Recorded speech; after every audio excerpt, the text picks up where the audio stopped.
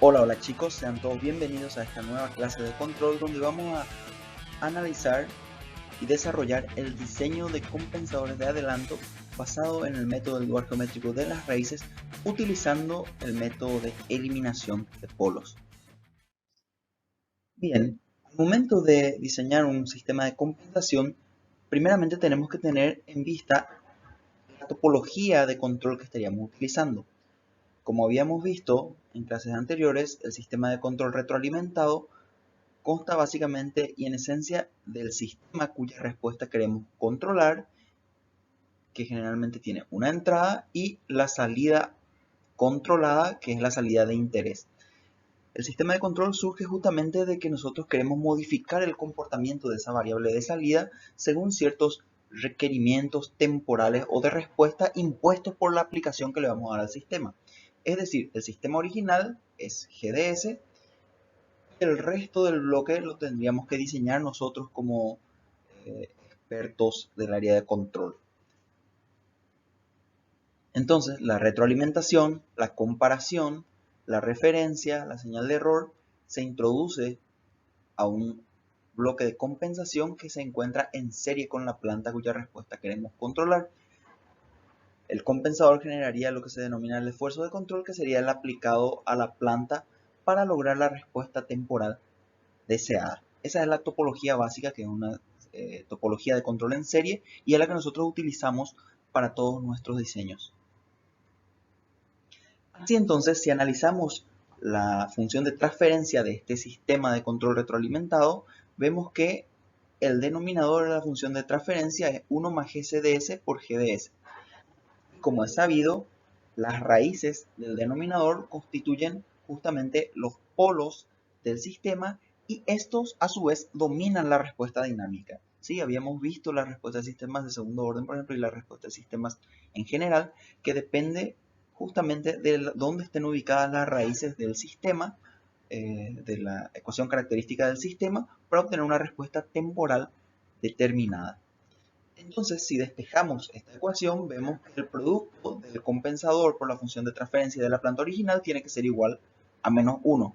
Esto es una ecuación compleja, lo cual nos arroja, por un lado, una condición de magnitud, que quiere decir que el módulo del producto de estas dos funciones tiene que ser igual a 1, y por otro, una condición de fase o de ángulo, que quiere decir que la fase de, de ese producto tiene que ser igual a un múltiplo impar de 180. Esto es para que tenga el signo de menos 1. Entonces, todos los puntos del plano S que verifiquen ambas ecuaciones son lo que denominamos raíces de la ecuación. En nuestro caso, los polos del sistema, que a su vez son los que determinan la dinámica del mismo, como habíamos mencionado. Y también nosotros habíamos hecho un uso particular de la condición de fase. Todos los puntos que pertenecían o cumplían con la condición de fase, habíamos dicho que pertenecían también a lo que denominamos el lugar geométrico de las raíces. Es decir, el lugar geométrico de las raíces es el conjunto de todos los puntos del plano S que verifican la condición de fase de la ecuación característica. Entonces nosotros habíamos usado eso para obtener una gráfica de todas las probables raíces y luego, fijando la ganancia directa del sistema o haciendo cumplir la condición de magnitud, determinábamos cuáles eran en sí las raíces del sistema.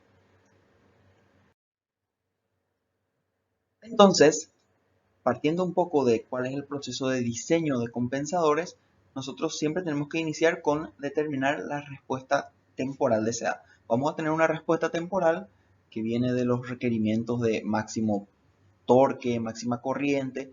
Entonces, generalmente eso nos daría el máximo sobrepaso o sobrepico máximo sobre el valor final que podemos tener en el sistema. Entonces, un valor interesante en la respuesta transitoria temporal es el sobrepico. Y otro habíamos mencionado que era el tiempo de establecimiento, que es el tiempo en el cual yo puedo decir que la variable ya llegó a estabilizarse a su valor final. Entonces, si yo necesito un sistema que responda en 10 segundos, básicamente lo que tengo que hacer es diseñar que la respuesta tenga un tiempo de establecimiento de 10 segundos. Ahí los criterios, ¿verdad? 2% o 5%, que era cuando el valor se dice ya está en el 2 o 5%, en torno a su valor final. Entonces, a partir de estos requisitos de respuesta temporal y las ecuaciones que definen estos parámetros, podíamos obtener los parámetros tales como la frecuencia natural, la razón de amortiguamiento necesaria para cumplir este comportamiento temporal, y a partir de eso nosotros podríamos calcular lo que denominamos el polo dominante deseado para el sistema. Es decir, si yo quiero tener cierta respuesta temporal, lo que tengo que hacer es determinar qué ubicación de polos me dan esa respuesta temporal. Una vez que tengo el polo deseado o polo dominante deseado, procedo a verificar si ese polo pertenece al lugar geométrico de las raíces de mi sistema. ¿Por qué? Porque si ese polo ya cumple con la condición de fase al llevar a mi ecuación, quiere decir que yo ya no tengo que agregarle un compensador complejo, sino más bien tengo que hacer un ajuste de ganancia. Recuerden, en el lugar geométrico, todas las raíces cuando la ganancia varía de 0 a infinito. O sea que si el punto ya pertenece al lugar geométrico, solo tengo que variar acá hasta que las raíces sean las que me dan la respuesta temporal deseada. Entonces, la condición de fase para la ecuación que vimos era la siguiente y la verifico en el polo deseado. Si en el polo deseado yo tengo que la ecuación es múltiplo impar de 180, quiere decir que el polo ya pertenece al lugar geométrico, me queda solo hacer un ajuste de ganancia, ¿sí? Si no, entonces, despejando la ecuación, recuerden que como es una suma de ángulos, puedo separar en dos, como la suma separada de los dos, despejo de aquí el ángulo que debería contribuir mi compensador para que el polo pertenezca al lugar geométrico de las raíces. Entonces, a ese ángulo le llamo phi y veo que phi está dado por esta ecuación. Entonces, resolviendo esta ecuación, aquí me saldría qué ángulo tiene que contribuir mi compensador en el polo deseado para que el mismo pertenezca al lugar geométrico de las raíces. Eso se lo denomina deficiencia angular o ángulo deseado para nuestro contexto de la cátedra. Entonces, una vez que determino el ángulo, diseño el compensador, ubico los polos y ceros del compensador de tal manera a que contribuyan a ese ángulo, tengo que hacer, paso siguiente, que el compensador multiplicado por la planta en el polo deseado cumpla la condición de magnitud. Si logro que se cumpla la condición de ángulo y la condición de magnitud para el polo deseado, entonces logré que ese polo pase a ser parte de la respuesta del sistema. Ya con estos conceptos entonces podemos ir a lo que denominamos el diseño de compensadores de adelanto basado en el lugar geométrico de las raíces. Aquí es importante decir que el objetivo de un compensador de adelanto es entonces modificar la respuesta transitoria del sistema. Esto es los parámetros temporales durante la respuesta transitoria, como sobre pico, tiempo de establecimiento, tiempo de subida. Entonces se define el controlador como la siguiente función de transferencia: una ganancia multiplicada por un cero y un polo, que también en algunas literaturas podemos encontrar como S más 1 sobre tau y el polo en S más 1 sobre alfa tau con alfa entre 0 y 1. Sí, son las formas en las que en la literatura vamos a encontrar definido este compensador, pero la idea principal es agregar un 0 y un polo que contribuyan con el ángulo deseado o que salven esa deficiencia angular para que el polo deseado verifique la ecuación de ángulo y luego ajustar la ganancia Kc para que las raíces sean efectivamente el polo deseado. Entonces, primeramente lo que tenemos que hacer es ubicar el cero del compensador y el polo del compensador de tal manera a que su contribución angular, es decir, la resta, acuérdense, la fase del cero menos la fase del polo, sea igual a la deficiencia angular, para que el compensador contribuya con este ángulo y verificar la condición de módulo. Este ángulo le llamamos θ z, que es el ángulo que forma el cero en el punto del polo deseado. Recuerden que esto básicamente nos define un vector extremo menos origen, o sea que polo deseado menos zc me da polo deseado más zc, es este vector de acá. Entonces su ángulo es el de aquí, θ z. Así también el vector del polo deseado menos el polo del compensador es PD menos PC. Entonces es este vector de acá, cuyo ángulo es θ P aquí y su módulo es el módulo de este vector. Así también este es el módulo del vector del 0. Entonces, nosotros podemos ver aquí que el ángulo deseado es justamente la resta de θz menos θ P, está ubicado aquí.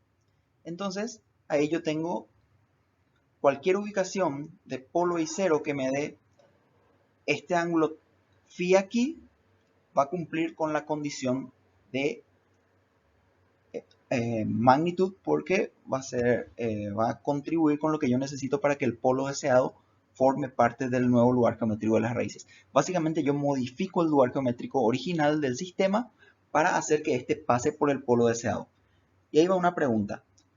¿Cuántas opciones tengo de ubicación de este 0 y este polo para que contribuyan este ángulo? Infinitas, profesor. Excelente, tranquilo, tranquilo. Muy bien, Google. Tenemos infinitas opciones. ¿Por qué? Porque puedo ubicar en cualquier parte ZC y a partir de eso puedo tener menos PC. Entonces yo tengo en realidad infinitas soluciones que me van a contribuir con ese ángulo deseado una vez que phi es fijo. Entonces por eso es que hay que definir ciertos métodos que son los más utilizados y uno de ellos es justamente el de eliminación de polos que vamos a ver hoy. Y en la siguiente clase estaríamos desarrollando en el siguiente video el otro método más utilizado, que es el método de la bisectriz. En fin, una vez que obtenemos esta contribución angular,